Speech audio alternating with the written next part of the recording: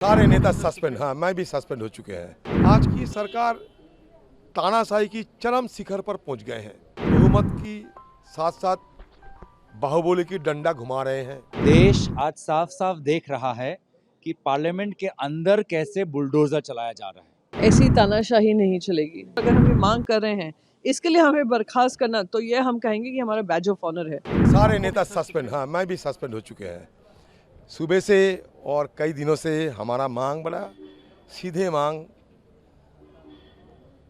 कि एक तो ये कि हमारे जितने एमपीज़ को निलंबित किए गए हैं उनको बहाली हो, और सदन में आकर हमारे गृह मंत्री एक बयान दे। जो बयान सदन की बाहर रोजाना देते हैं, टीवी की सामने बैठ के सारे देशवासियों की सुनाते हैं, उसमें से कुछ सदन के अंदर आकर वो कहे और हमारे सबको और देशवासियों को अवगत कराएं कि अगले तारीख में सदन के और इसके साथ साथ देश की सुरक्षा के लिए सरकार क्या क्या कदम उठा रहे हैं। बीच में मैं ये भी सलाह दिए थे कि राजनाथ सिंह जी डिप्टी लीडर है सदन की, अगर हो सके सारा विपक्ष नेताओं को बुला के आम सहमति बना के ये सदन चलाने की कोशिश करें।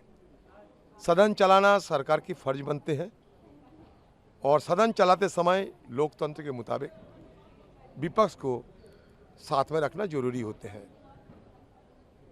विपक्ष को कॉन्फिडेंस में लेते हुए सदन चलाना हम लोग वाजिब समझते हैं और ये शोभनीय भी है।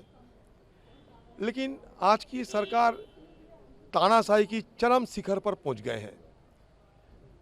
उनके पास बहुमत है और बहुमत की साथ साथ बाहुबली की डंडा घुमा रहे हैं और सारे सदन को जैसे कि अपने पार्टी ऑफिस के मुताबिक चलाना चाहते हैं। सदन आरएसएस और बीजेपी के तो पार्टी ऑफिस नहीं बन सकते, तो इसलिए चर्चा करने के लिए मुखर थे हम लोग। देश आज साफ साफ देख रहा है कि पार्लियामेंट के अंदर कैसे बुलडोजर चलाया जा रहा है।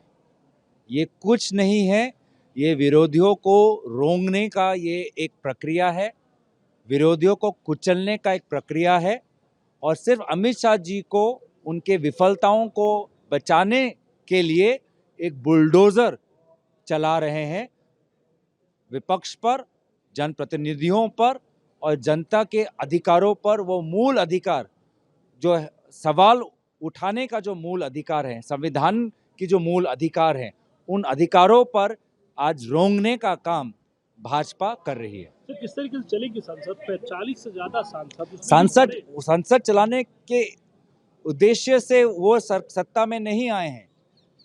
सदन को भंग करने के, पार्लियामेंट प्रक्रिया को भंग करने के लिए, संविधान और लोकतंत्र को तोड़ने के उद्देश्य से आए हैं।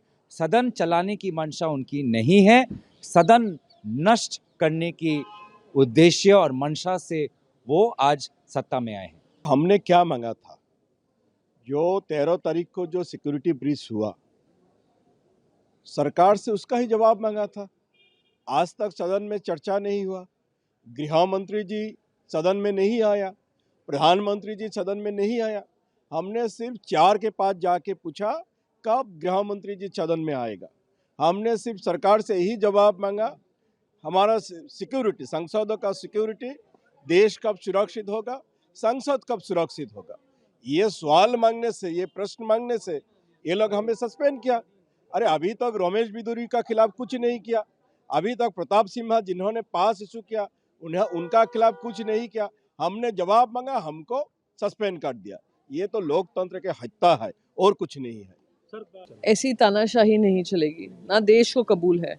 प्रजातंत्र पे चल रहा है, जनता के भरोसे पे इनको ये जो मैंडेट मिला है वो मिला है। मैंडेट इसलिए मिला क्योंकि आपने राष्ट्रीय सुरक्षा को एक अहम मुद्दा माना।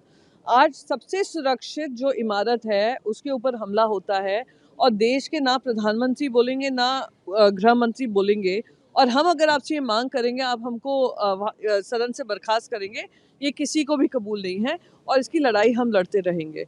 मैं आपसे एक ही चीज़ पूछना चाहती हूँ, 22 साल पहले जब आतंकी हमला हुआ था, उनकी इतनी हिमाकत नहीं हुई थी कि अंदर आ जाएं, क्योंकि 13 लोगों ने अपनी शहादत दी थी। उस समय पे देश के प्रधानमंत्री ने आकर राज्यसभा में जवाब दिया था और जिम्मेदारी ली थी। देश की जनता ने आपको ये जिम्मेदारी नहीं दी है कि आप न्यूज़पेपर चैनल में जाकर इंटरव्यू दें, न्यूज़पेपर को जाकर इंटरव्यू दें या एक न्यूज़ चैनल में इंटरव्यू दें। आप जानते हैं कि कोई भी जो भी मीडिया वाले हैं, मीडिया कर्मी आपसे क्रॉस क्वेश्चन नहीं करेगा, इसलिए आप पार्लियामेंट में आकर जवाब नहीं दे रहे हैं।